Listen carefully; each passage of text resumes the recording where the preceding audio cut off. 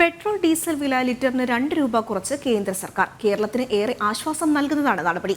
അയൽ സംസ്ഥാനമായ തമിഴ്നാട്ടിൽ 7 രൂപ വരെ കുറവുള്ളപ്പോഴാണ് കേരളത്തിൽ ഈ നേരിയ കുറവ്.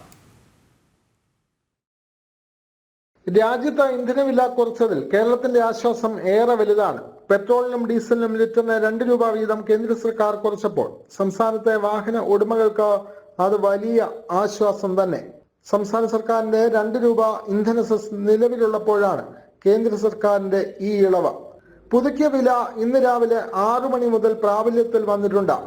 പെട്രോൾ ഡീസൽ വിലകൾ ലിറ്ററിന് 2 രൂപ കുറച്ചതിലൂടെ കോടിക്കണക്കിന് വരുന്ന ഭാരതീയ കുടുംബാംഗങ്ങളുടെ ക്ഷേമമാണ് കേന്ദ്ര സർക്കാർ മുന്നിൽ കണ്ടതെന്ന് വ്യക്തം.